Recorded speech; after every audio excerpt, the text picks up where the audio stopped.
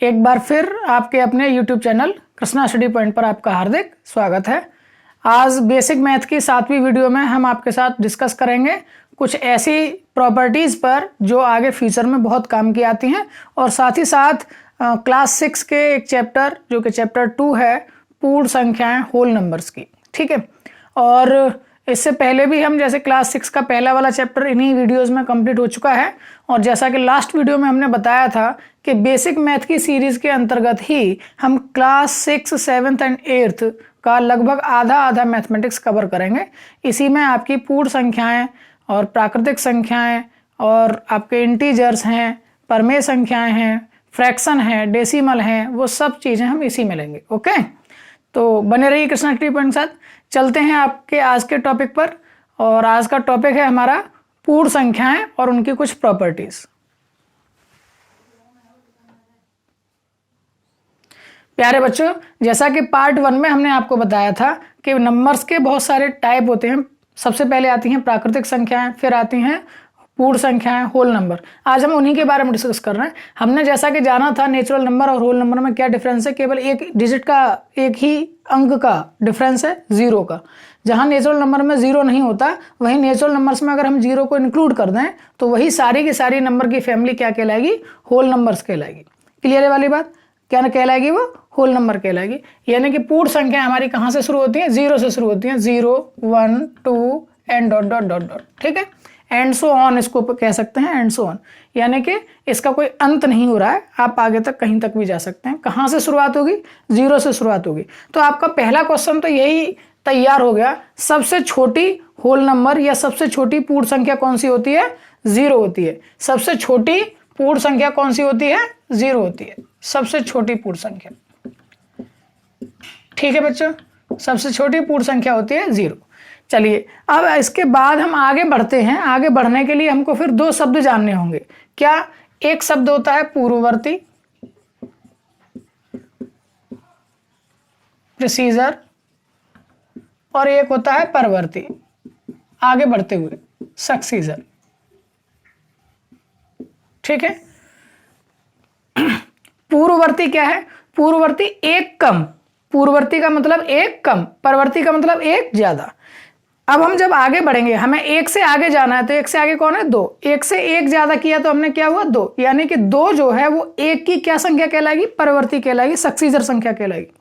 ऐसे 0 एक से क्या है? पीछे है, एक कम है। एक कम है तो ये क्या कहलाएगी? एक की पूर्ववर्ती संख्या कौन है? 0 है। एक की पूर्ववर्ती संख्या कौन है? 0 है। फॉर एग्जाम्पल, अगर मैं आपसे कहूं 49 की पूर्ववर्ती संख्या बताइए, पूर्ववर्ती संख्या बताइए, तो 49 की पूर्ववर्ती संख्या का मतलब 49 - 1 हो जाएगा। 49 - 1 कौन होता है? 48 होता है। अभी भी मैंने बताया पूर्ववर्ती का मतलब एक माइनस और परवर्ती का मतलब एक प्लस, यानी सक्सीजर में एक ज्यादा हो जाएगा और प्रिसीजर में एक कम हो जाएगा। क्लियर है वाली बात? अगर मान लीजिए मुझे कहीं पता करना है 59 की परवर्ती संख्या लिखिए, परवर्ती मतलब सक्सीजर संख्या लिखिए, तो क्या हो जाएगा? 59 + 1 यानी क्या हो जाएगा? 60 हो जाएगा। क्लियर है वाली बात? बात समझ में आ गई होगी। एक एग्जाम्पल और ले सकते हैं। सपोज कीजिए कि 1299, 1299 या 1299, इसका हमको परवर्ती लिखना है। क्या लिखना है? परवर्ती लिखना है। तो बताइए जरा क्या आ जाएगा? इसमें एक प्लस करेंगे, 1299 में क्या करेंगे? एक प्लस करेंगे, कितना हो जाएगा वो? 1300 हो जाएगा। यही इसका आंसर हो जाएगा। क्लियर? अब यहाँ पर सेकंड इंपॉर्टेंट क्वेश्चन बनता है, जैसे कि ये लिखवा दिया मैंने। ये कुछ ऐसे क्वेश्चंस मैं आपको कराता चलूंगा जो कंपटीशंस में पूछे जाते हैं। तो सबसे पहला तो हो गया, सबसे छोटी पूर्ण संख्या कौन सी होती है? वो 0 होती है। ठीक है, अब मैं बात कर रहा हूं, क्या किसी ऐसी पूर्ण संख्या के बारे में आप जानते हैं जिसकी पूर्ववर्ती संख्या नहीं होती? आपको दिख रहा है 0 ही वो संख्या है जिससे पहले कोई संख्या नहीं होगी, पूर्ण संख्या। इससे पहले कोई पूर्ण संख्या है ही नहीं। पूर्ण संख्या की शुरुआत कहां से हुई है? 0 से शुरू हुई है। अब इससे पहले कुछ है ही नहीं, तो इसका मतलब 0 एक ऐसी संख्या है, 0 एक ऐसी संख्या है जिसकी पूर्ववर्ती पूर्ण संख्या नहीं है। कैसी संख्या नहीं है? पूर्ण संख्या नहीं है। तो सही जीरो से ऊपर आगे मिलेंगी, पूर्णांक में मिलेंगी, इंटीजर्स में मिलेंगी, -1 -2 ये सब मिल जाएंगी। लेकिन पूर्ववर्ती पूर्ण संख्या नहीं है, वो सभी संख्या पूर्ण नहीं होंगी। पूर्ण संख्या जीरो से पहले कोई नहीं मिलती है। तो एक प्रश्न आपका ये भी कभी कभी पूछा जाता है कि क्या कोई ऐसी पूर्ण संख्या है जिसकी पूर्ववर्ती संख्या नहीं होती? तो बिल्कुल जीरो एक ऐसी पूर्ण संख्या है जिसकी पूर्ववर्ती पूर्ण संख्या नहीं होती। चलते हैं नेक्स्ट टॉपिक पर। नेक्स्ट टॉपिक है हमारा संख्या रेखा, नंबर लाइन। प्यारे बच्चों, ये टॉपिक ऐसा है जो कई बार बच्चों को कम समझ में आता है और उसे कठिन समझने लगते हैं। ये समझ में आ गया तो समझ लीजिए गणित की आधी समस्याएं आपकी दूर हो जाएंगी।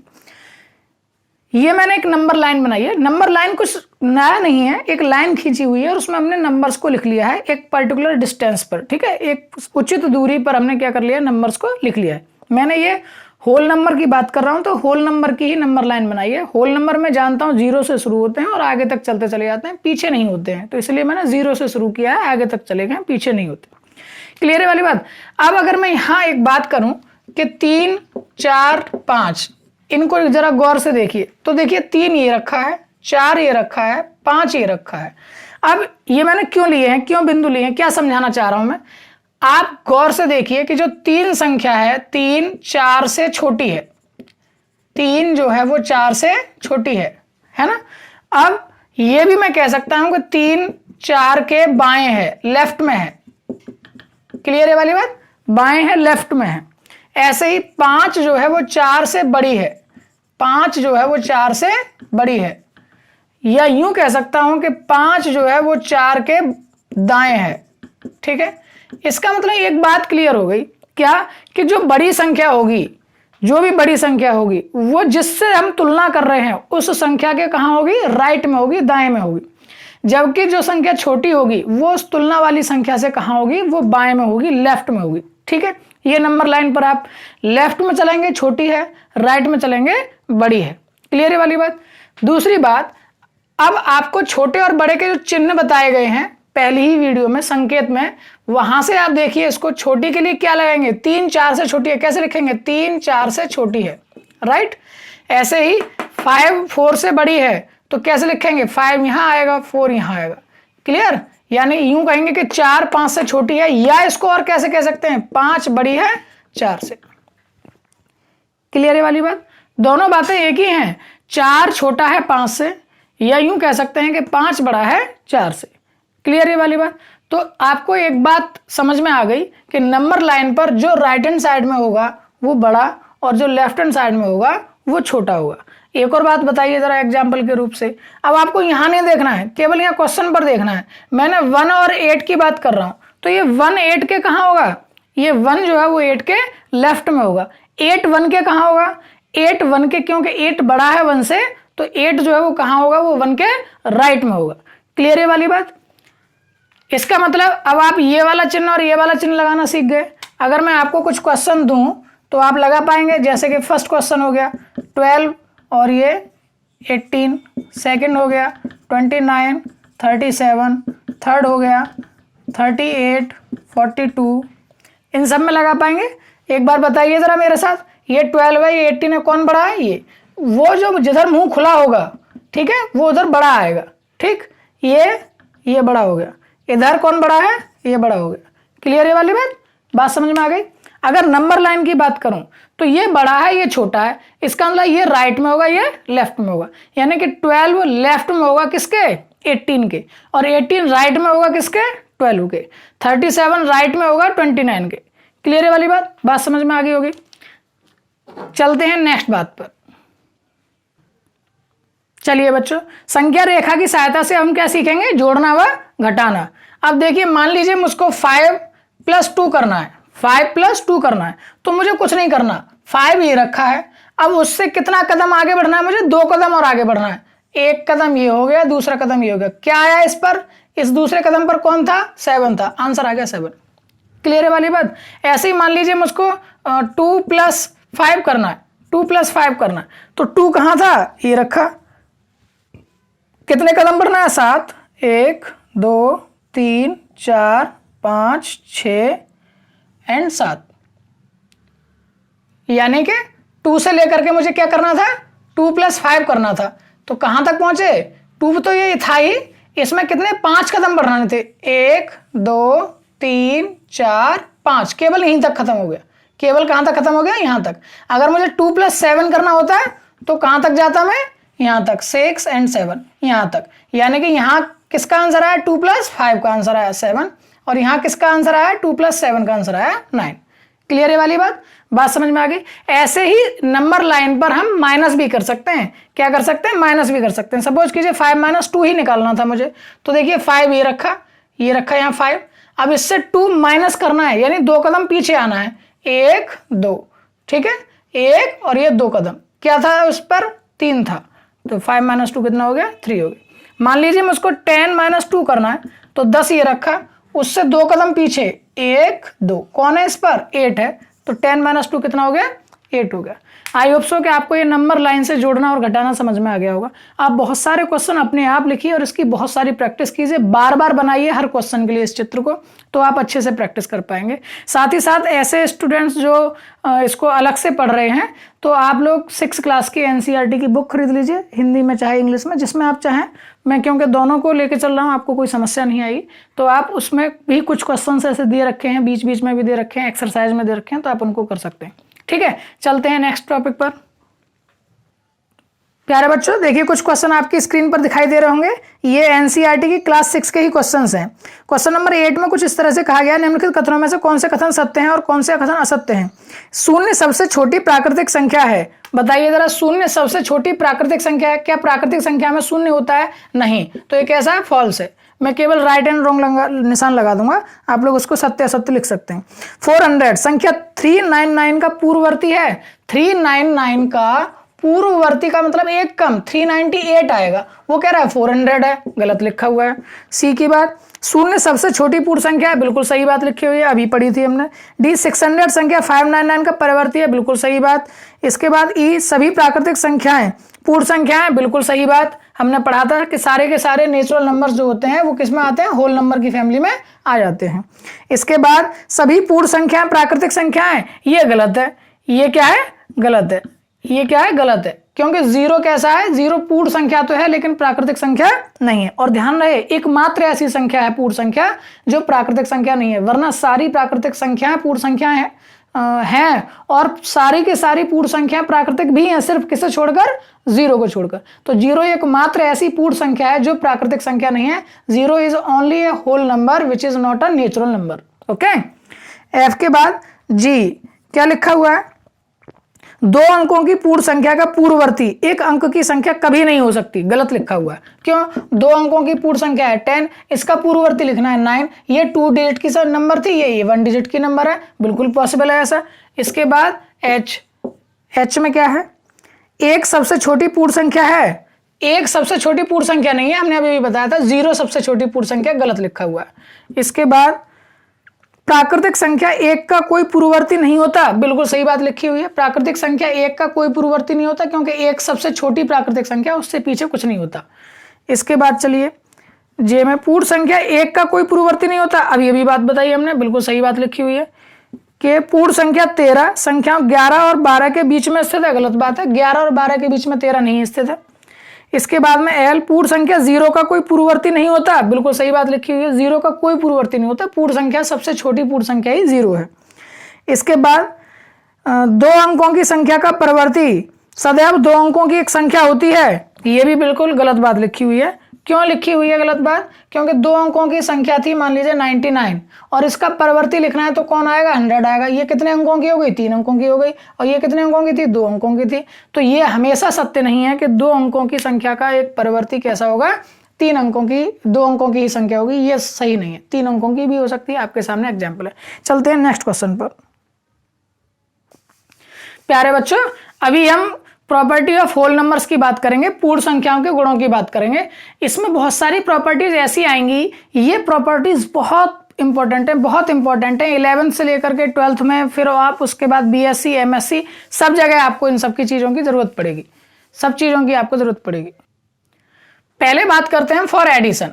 फॉर एडिशन, जोड़ के लिए बात कर रहे हैं हम। समवर्त गुण हिंदी में कहते हैं इसको।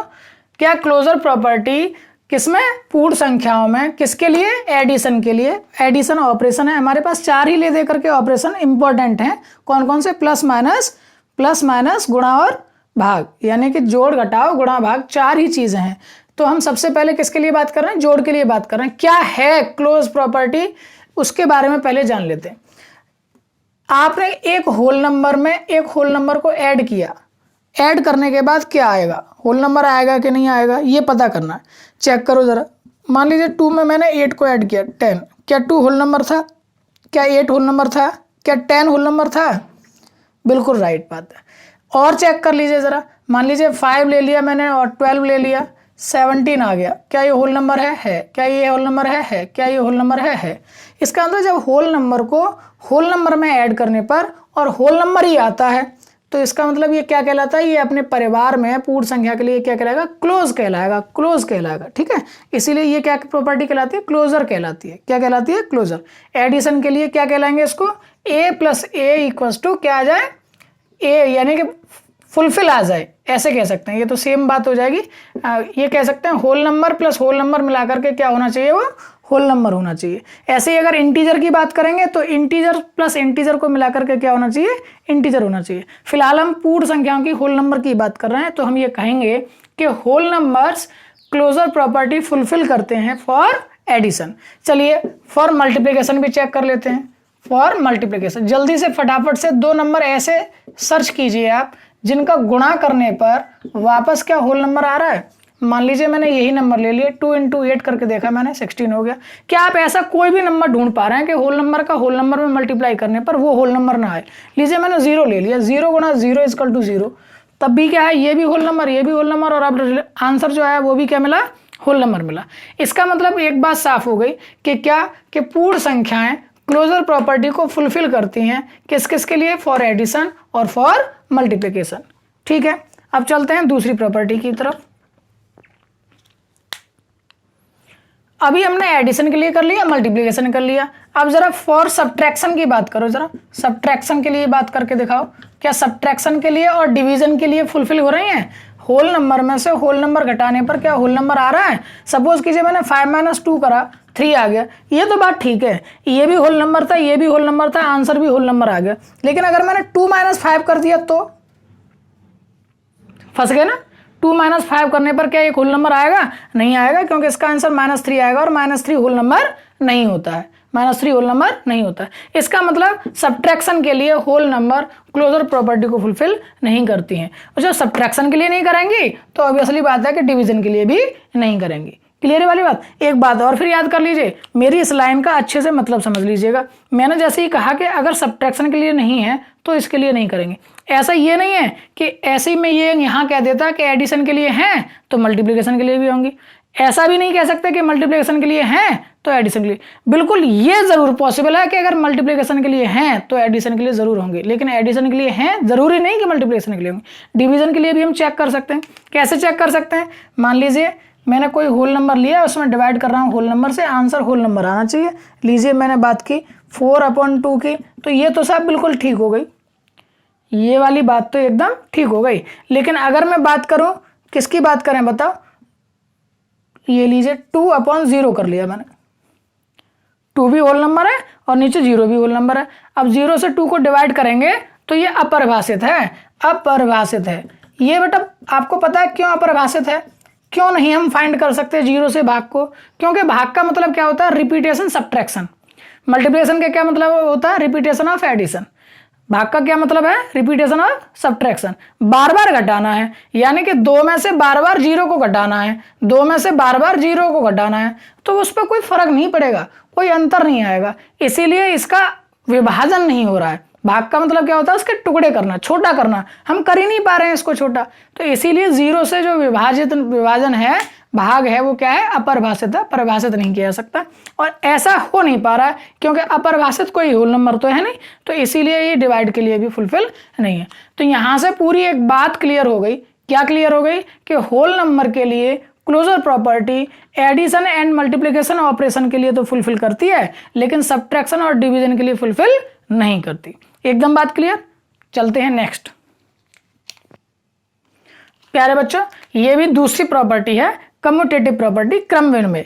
क्रम विनिमय को में क्या करेंगे ये भी आप देख लीजिए जरा। हम इस क्रम विनिमय में बात करेंगे अगर प्लस के लिए बात कर रहे हैं, एडिशन के लिए बात कर रहे हैं, किसके लिए, फॉर एडिशन, तब हम इसमें ये चेक करने की कोशिश करेंगे कि क्या a प्लस बी बराबर है b प्लस ए के। ठीक है, अगर मल्टीप्लिकेशन के लिए बात करेंगे तो ये चेकआउट करेंगे क्या कि a इंटू बी क्या बराबर है b इंटू ए के। ऐसे ही सब्ट्रैक्शन के लिए क्या a माइनस बी बराबर है b माइनस ए के, और क्या a अपॉन b बराबर है b अपॉन ए के। तो आपके सामने ये चार बातें मैंने लिखी हैं, एडिशन के लिए, मल्टीप्लिकेशन के लिए, सब्ट्रैक्शन के लिए और डिवीजन के लिए। चार ऑपरेशन है हमारे बेसिक से, उन चार ऑपरेशन के लिए प्रॉपर्टी को फुलफिल करके देख रहे हैं कि क्या होल नंबर्स इन प्रॉपर्टी को किस किस ऑपरेशन के लिए फुलफिल करते हैं। ठीक है, तो एडिशन के लिए बात करते हैं। कोई भी दो होल नंबर ले लीजिए, मान लीजिए 2 + 3, और अगर मैं यहाँ 3 + 2 लिखूं तो क्या आंसर सेम आ रहा है, होल नंबर में ही है, बिल्कुल है। ठीक है, 2 + 3 और 3 + 2 कैसे हैं, बराबर हैं। ऐसे अगर मैं यहाँ मल्टीप्लाई भी बात करूंगा तो 2 × 3 और 3 × 2 बराबर आएंगे। कोई भी होल नंबर ले लीजिए, आप पूरे होल नंबर फैमिली में से एक भी नंबर ऐसा ढूंढ पाए जो इस प्रॉपर्टी को फुलफिल नहीं करेगा, तुरंत हम मना कर देंगे। एक के भी ढूंढने पर, एक भी अगर दोषी पाया गया तो तुरंत उस पूरे मैटर को हम खत्म कर देंगे, तुरंत हम मना कर देंगे। यहाँ बात करिए जरा, यहाँ देखिए जरा, 3 - 2 क्या 2 - 3 के इक्वल है, नहीं है, ये फुलफिल नहीं होगा। 3 में से 2 घटाएंगे 1 आएगा, 2 में से 3 घटाएंगे -1 आएगा, जो बराबर नहीं है। ऐसे ही यहाँ क्या अगर मैं 4/2 करूं और 2/4 करूं क्या बराबर हैं, ये बराबर नहीं है। यहाँ से 2 वैल्यू आएगी, यहाँ से 1/2 आएगी। तो इसका मतलब दूसरी बात भी पूरी हो गई, क्या कि पूर्ण संख्याएं प्लस और मल्टीप्लिकेशन के लिए, एडिशन एंड मल्टीप्लिकेशन के लिए क्या कम्यूटेटिव प्रॉपर्टी, क्रम विनिमय नियम को फुलफिल करते हैं। ठीक है, बाद बाकी सब्ट्रैक्शन और डिवीजन के लिए ऐसा नहीं होता। नेक्स्ट प्रॉपर्टी, नेक्स्ट हमारी प्रॉपर्टी है एसोसिएटिव प्रॉपर्टी, सहचार्य का गुण। इसमें क्या देखते हैं हम, इसमें 2 की बजाय हम 3 एलिमेंट लेते हैं। कितने एलिमेंट लेते हैं, 3 एलिमेंट लेते हैं। अब 3 एलिमेंट में हम क्या करके देखते हैं, थोड़ा सा क्रम बनाकर देखते हैं। क्या a + b पहले 2 एलिमेंट को जोड़कर फिर तीसरे एलिमेंट को जोड़ें, या लास्ट के दूसरे और तीसरे एलिमेंट को जोड़कर फिर पहले एलिमेंट को जोड़ें, क्या बराबर आ रहा है कि नहीं। ये बात हो गई किसके लिए, प्लस ऑपरेशन के लिए, जोड़ने के लिए। अब मल्टीप्लाई के लिए बात करेंगे तो वही काम, पहले 2 को मल्टीप्लाई करें फिर तीसरे को करें, या दूसरे और तीसरे को करें फिर पहले को करें, तो क्या आंसर बराबर आएगा कि नहीं आएगा। ऐसे ही सब्ट्रैक्शन के लिए और ऐसे ही डिवाइड के लिए। तो फिर से आगे के लिए बात कर लेते हैं। मान लीजिए मैंने 2 नंबर लिए 2 + 3 और तीसरा नंबर ले लिया 4। ठीक है, तो अब देखिए यहाँ से आंसर कितना आएगा, पहले 2 और 3 को ऐड करेंगे, 2 + 3 5, 5 + 4 9। ठीक है, अगर यहां बात करेंगे तो 2 बाहर है, 3 + 4 ये आ गया, तो 4 + 3 7, 7 × 2 9। इसका मतलब ये बात ओके है। एक भी आप ढूंढने की कोशिश कीजिएगा और बहुत सारे एग्जाम्पल आप लीजिएगा और कमेंट सेक्शन में मुझे बताइएगा अगर आप ऐसा ढूंढ पाते हैं कोई भी ऐसा होल नंबर जो इस प्रॉपर्टी को फुलफिल नहीं कर रहा है, तो आप बताइएगा। ऐसे ही आप यहाँ कर सकते हैं। तो मैंने यही एग्जाम्पल ले लिए 2 × 3 × 4, या यहाँ ले लिया मैंने 2 × 3 × 4। क्लियर है वाली बात। तो बात कैसी आएगी, इक्वल आएगी। 2 × 3 = 6, 6 × 4 = 24, या यहाँ कर सकते हैं कि 3 × 4 = 12, 12 × 2 = 24। लेकिन सब्ट्रैक्शन और डिवीजन के लिए क्या ये होगा कि नहीं, ये मैंने आपके लिए चेक करने को छोड़ दिया। आंसर मैं अभी बता देता हूं कि इसके लिए भी नहीं होगा। ठीक है, इसके लिए भी ये नहीं होगा। आंसर मैंने आपको बता दिया, लेकिन आपको चेक खुद करना है। चलते हैं नेक्स्ट प्रॉपर्टी पर। प्यारे बच्चों, नेक्स्ट आपकी प्रॉपर्टी नंबर 4 है डिस्ट्रीब्यूटिव प्रॉपर्टी, वितरण का नियम। इसमें क्या करते हैं हम दोनों या तीनों चीजों को मिक्स करते हैं। फॉर एग्जाम्पल जैसे a × b + c लिखा हुआ है, तो क्या a × b + a × c ये इक्वलेंट है या नहीं। दूसरी बात क्या प्रूफ करेंगे, सेकंड। ऐसे ही मान लीजिए कि a + और b × c, ठीक है, या यूं कह सकते हैं ब्रैकेट लगा करके a + b और a × c, इस तरीके से भी बात कर सकते हैं। तब क्या करना है, क्या ये इसके इक्वलेंट में, यानी कि a × c, इसका एक के साथ प्लस फिर इसका दूसरे के साथ, यानी कि b × a × c, क्या ये बराबर है या नहीं, ये हमें चेकआउट करना है। तो आपको अपने आप कोई भी ले लेना है, होल नंबर ले लीजिए। यहाँ मान लीजिए 2 ले लिया, यहाँ 3 + 4 ले लिया और फिर इस तरह से कर लिया, बात एक ही आएगी। मैंने आपको केवल जनरल रूल लिख करके दे दिया है ताकि आप इसको प्रैक्टिकली करके देख पाएं। कोई भी आप 3 होल नंबर ले लीजिए, कोई भी, और आप इसको प्रॉपर्टी को करके देखिए। जैसे मैंने ले लिया, मान लीजिए 2 और 3 + 4, 2 × 3 + 2 × 4, चेकआउट कीजिए जरा। 3 and 4 7, 7 2 जा 14। इधर की बात करते हैं, 2 3 जा 6 + 4 2 जा 8 एंड 8 and 6 14। एकदम बात क्लियर। तो इसका मतलब क्या हो गया, डिस्ट्रीब्यूटिव प्रॉपर्टी ऑन प्लस और मल्टीप्लिकेशन ये भी फुलफिल होती है होल नंबर्स में, लेकिन सब्ट्रैक्शन एंड डिवीजन के लिए फुलफिल नहीं होती, यहां भी क्लियर है वाली बात। अब चलते हैं नेक्स्ट 5 पर। Next property identity element find करना होती है, तत्समक के लिए होती है। क्या, कोई भी एक ऐसा होल नंबर आप लीजिए जिसमें कोई ऐसा एलिमेंट आप ऐड करें, प्लस के लिए बात कर रहे हैं यहां पर, इसीलिए ऐड करें कि वापस होल नंबर आ जाए। ऐसे ही अगर मल्टीप्लाई की बात करें तो ऐसा होल नंबर जिसमें मल्टीप्लाई कुछ भी करें हम ऐसा, जिससे कि वही होल नंबर आ जाए। तो आप चेकआउट करेंगे क्या कि एक ऐसा होल नंबर कौन है, वो 0 है। 0 एक ऐसा होल नंबर है जो क्या होगा किसी भी होल नंबर में ऐड करने पर कौन आंसर देगा, होल नंबर देगा। ऐसे ही 1 एक ऐसा होल नंबर होगा जो मल्टीप्लाई करने पर क्या होगा बेटा, वो वापस होल नंबर आ जाएगा, वो वापस क्या आ जाएगा, होल नंबर आ जाएगा। क्लियर है वाली बात। एक बात मुझे बता सकते हैं आप, क्या आप प्लस के लिए आइडेंटिटी एलिमेंट नेचुरल नंबर में ढूंढ सकते हैं? एक उदाहरण के लिए मैंने आपको पूछा, नेचुरल नंबर में कोई ऐसा एलिमेंट जिसको ऐड करने पर वापस नेचुरल नंबर आ जाए, कोई भी आप बता सकते हैं? यहां नहीं हम फाइंड कर सकते। इसका मतलब प्लस के लिए आइडेंटिटी एलिमेंट नेचुरल नंबर में नहीं होता। होल नंबर में प्लस के लिए आइडेंटिटी एलिमेंट कौन हुआ, 0 हुआ, और मल्टीप्लिकेशन के लिए आइडेंटिटी एलिमेंट कौन हुआ, 1 हुआ। क्लियर है वाली बात। होल नंबर के लिए आइडेंटिटी एलिमेंट प्लस के लिए, प्लस ऑपरेशन के लिए कौन होगा, 0, जबकि इसके लिए कौन होगा, मल्टीप्लिकेशन के लिए 1। यहां भी सब्ट्रैक्शन और डिवीजन के लिए कोई नहीं मिलता है ना। कैसे, देखिए, प्लस और सब्ट्रैक्शन के लिए भी सब्ट्रैक्शन और डिवाइड के लिए भी सेम चीजें मिलती हैं, अलग से कुछ नहीं मिलता है। मेरा कहने का मतलब ये था। सब्ट्रैक्शन की बात करिए, होल नंबर में से ऐसा क्या घटाएं हम कि वो वापस हमें वही होल नंबर मिल जाए, तो यहाँ पर भी 0 है, यानी प्लस और माइनस के लिए एक ही एलिमेंट है। ऐसे ही मल्टीप्लाई और डिवाइड के लिए भी किससे डिवाइड करें जिससे कि होल नंबर वापस मिल जाए, तो यहाँ पर भी कौन आएगा, 1 आएगा। क्लियर है वाली बात। तो इसका मतलब ये हो गया कि आइडेंटिटी एलिमेंट प्लस और मल्टीप्लिकेशन के साथ साथ हम सब्ट्रैक्शन और डिवाइड के लिए भी फाइंड कर सकते हैं, लेकिन एक्चुअली में वो वही आंसर्स हैं जो मल्टीप्लाई के लिए, डिवाइड के लिए भी आएगा, और सब्ट्रैक्शन के लिए भी वही आएगा जो एडिशन के लिए था। क्लियर है वाली बात। नेक्स्ट बात करते हैं। नेक्स्ट है आपके पास इनवर्स, प्रतिरूप। इस प्रतिरूप में क्या करना होता है, हमारे पास मान लीजिए प्लस ऑपरेशन है, तो कोई भी होल नंबर ऐसा लिखो प्लस ऑपरेशन के साथ, यहां कोई एक ऐसा होल नंबर हम ढूंढ पाए जो प्लस की आइडेंटिटी एलिमेंट कौन था, 0 था। ऐसे ही मल्टीप्लाई के लिए अगर बात करें हम, तो एक होल नंबर में मल्टीप्लाई एक ऐसे होल नंबर का कर पाए हम, या किसी का भी नंबर का कर पाए, ये जरूरी नहीं कि ये होल नंबर ही हो, क्या आ जाए कि होल नंबर की मल्टीप्लिकेशन वाली आइडेंटिटी कौन थी, 1, ये आ जाए। तो क्या होगा बताइए जरा। यहां आप किसको लिखेंगे, W, यानी कि क्या प्लस करें जिससे कि 0 आ जाए, तो माइनस का W। ऐसे ही यहां पर क्या करेंगे, 1/W। क्या करेंगे यहाँ, 1/W।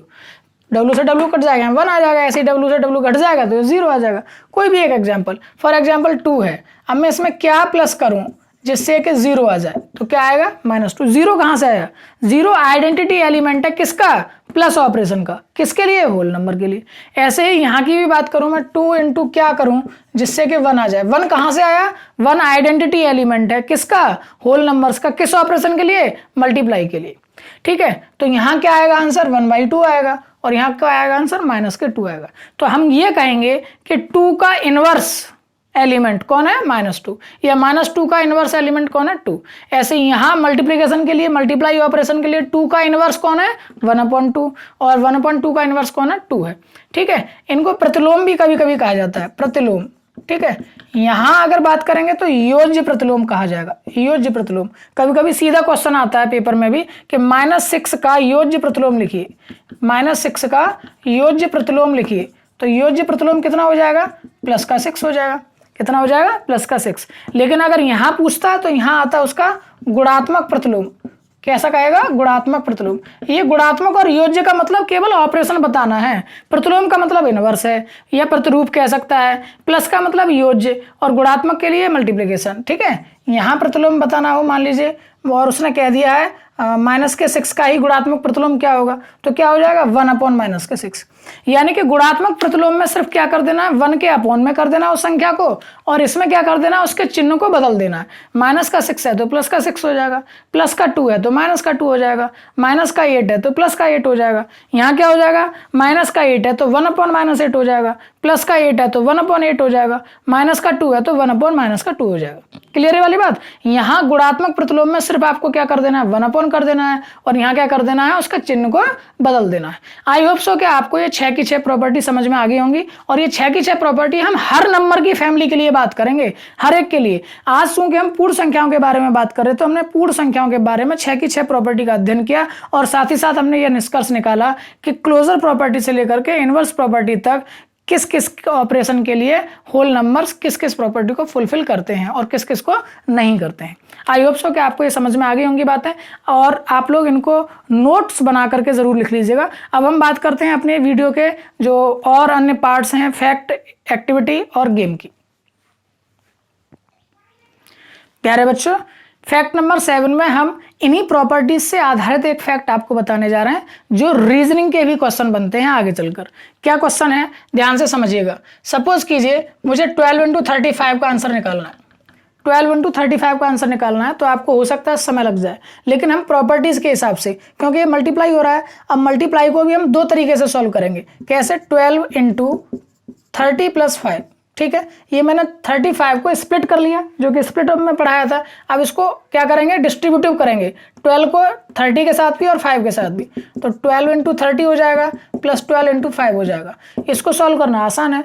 12 × 3 = 12, 3 × 36, 360 हो गया, 12 × 5 = 60 हो गया, 420 इज द राइट आंसर।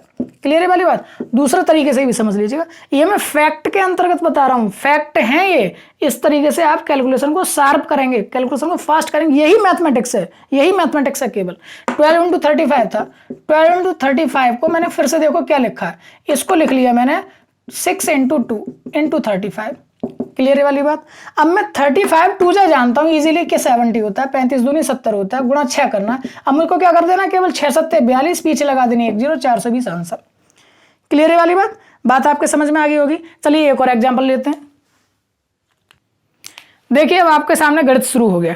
इतनी बड़ी संख्या आपके सामने लिखी हुई है, 8 × 179 × 125। ये आपको सॉल्व आउट करना है। आप चुटकियों में भी इसके आंसर दे सकते हैं। इसी टाइप के क्वेश्चन कंपटीशंस में आते हैं, देख करके बच्चे डर जाते हैं कि ये कैसे होगा, ये कैसे सीखना है। लेकिन अब आपको सीखना है कि इसको कैसे तोड़ा जा सकता है। हमने ये सीखा था अभी होल नंबर्स में कि होल नंबर्स a × b या b × a कर लीजिए बराबर होता है।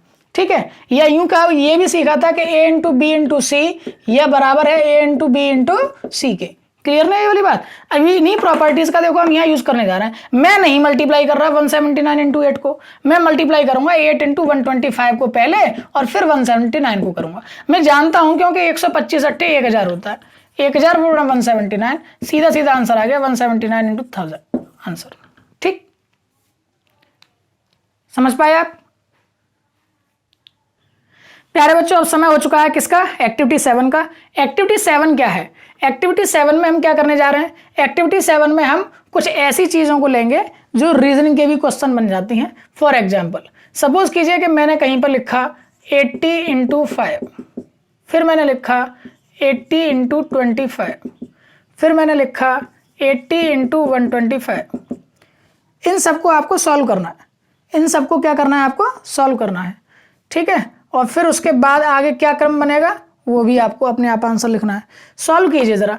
80 × 5 करने में भी हो सकता है आपको समय लग जाए, लेकिन आप 80 × 10/2 ये इजीली कर सकते हैं। ये इजीली कैसे कर सकते हैं, ये आपको पता है 800 हो गया और उसका आधा करना है 400 आंसर आ गया। ऐसे ही इसको कर रहे हैं हम तो 80 इंटू 25 नहीं लिख रहा मैं लिख रहा हूं 100/4। कोई प्रॉब्लम? अब इसको आंसर करना कितना हो गया? 8000/4। 4 का मतलब इसका 4 से भाग कर देना है, केवल एक डिजिट में आप भाग कर रहे हैं, 2000 हो गया। क्लियर ना ये वाली बात?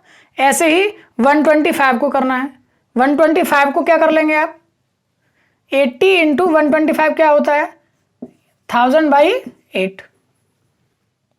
ठीक है, यानी 8 कितना हो जाएगा? 80,000 हो जाएगा, डिवाइडेड बाई 8 कितना आ जाएगा? ये 10,000।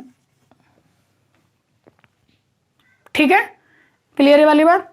अब आपको बताना है कि आगे की क्या यहां नंबर आएंगे, क्या यहां नंबर आएंगे, क्या यहां नंबर आएंगे। अगले 2 तक आप पार्ट तक निकालेंगे और इसी तरीके के और क्वेश्चंस आप निकालेंगे। इन नंबर्स को भी आप चेंज कर सकते हैं और 525 125 इनसे मल्टीप्लाई करना आप इस तरीके से आसान कर सकते हैं। 1000/8 125 होता है, 100/4 25 होता है, 10/2 5 होता है। और इसी को प्रैक्टिस करेंगे, यही आपकी एक्टिविटी 7 है। चलते हैं नेक्स्ट गेम 7 पर। नेक्स्ट गेम 7 आपके सामने है और इस गेम का नाम है रीच 100। रीच 100, रीच मतलब पहुंचना। ठीक है, 100 तक कैसे पहुंचेंगे हमको, ये एक गेम है। इस गेम में आपको अकेले भी 2 बच्चों के साथ खेल सकते हैं, यानी एक सिंगल, या और भी ज़्यादा बच्चे हों तो और ज़्यादा मज़ा आएगा। आप अपने घर वालों के साथ भी इसमें खेल सकते हैं, सब कोई पार्टिसिपेट कर सकता है। क्या है इसमें गेम के रूल क्या है? कोई भी मिस्टर ए है और कोई मिस्टर बी है। मिस्टर ए को कोई भी एक नेचुरल नंबर या होल नंबर बोलनी है, सपोज कि इन्होंने 7 बोला। अब बी को 1 से लेकर के 10 तक की कोई भी संख्या इसमें ऐड करनी है, अपने आप ऐड करनी है, बोलना नहीं है, अपने आप ऐड करना है। मान लीजिए उन्होंने अपने मन में 5 ऐड किया है इसमें और उन्होंने क्या बोला, फिर 12 बोला। ठीक है, अब 12 जब इन्होंने बोल दिया तो इनको मिस्टर ए को क्या करना है, फिर से वही 1 से लेकर के 10 तक की कोई भी संख्या को ऐड करना है, कोई भी संख्या को ऐड करना है। मान लीजिए उन्होंने 10 ऐड किया, 22 बोल दिया, फिर इन्होंने 9 ऐड करा, ठीक है, और क्या बोल दिया, 31 बोल दिया, इस तरीके से। और ये क्रम से चलता चला जाएगा। कौन सबसे पहले 100 तक पहुंचेगा, ये एक गेम है। ये पता है आपको, एनसीईआरटी की बुक्स में भी आपको ये वाला गेम मिल जाएगा। और इसमें टैक्टिक्स देखी जाती हैं बच्चे की, और ये छोटे बच्चों के लिए जो क्लास 8th तक के हैं उनका माइंड को डेवलप करने के लिए बहुत अच्छी एक्सरसाइज है। क्योंकि आप इसमें देखेंगे कि कई बार ऐसी टैक्टिक्स का यूज करना होता है कि हमको 100 तक पहुंचने के लिए क्या करना होगा, ज़्यादा से ज़्यादा नंबर्स को, बड़ी से बड़ी संख्या को आपको ऐड करना होगा। तो बार बार 10 ही हम ज़्यादा से ज़्यादा करेंगे। ऐसे इसमें कुछ ये जो बाउंड्री पॉइंट लगाए हैं हमने 1 to 10, ये बाउंड्स जो लगाए हैं इनको आप कभी भी चेंज कर सकते हैं। 1 to 5 कर सकते हैं, 1 to 20 कर सकते हैं, 1 to 50 कर सकते हैं। इससे क्या होगा, एक तरफ तो आप गेम खेल रहे होंगे, दूसरी तरफ आपका ओरली ऐड करने का जो सिस्टम है आपके दिमाग में वो बहुत फास्ट हो जाएगा, कैलकुलेशन करना आपके लिए बहुत आसान हो जाएगा। तो ये था आपका बेसिक मैथ की 7th वाली सीरीज। आई होप सो कि अब आपको लगने लगा होगा कि मैथमेटिक्स शुरू हो चुका है।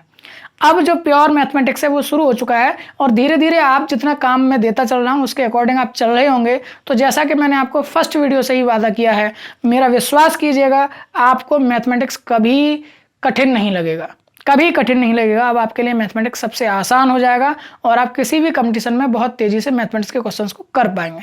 सबसे अच्छी बात यह है कि मैथमेटिक्स ऐसा विषय है जो फिक्स होता है, जिसके मार्क्स आपके प्योर होते हैं, फिक्स होते हैं। कहीं भी कुछ भी टेंटेटिव हो सकता है, यहाँ टेंटेटिव नहीं है, यहाँ आंसर एक ही है तो एक ही है। क्लियर ये वाली बात? ओके, बने रहिए कृष्णा स्टडी पॉइंट के साथ और भी दोस्तों के साथ वीडियोस को शेयर कीजिए, सब्सक्राइब कीजिए, लाइक कीजिए। Thank you so much, bye bye.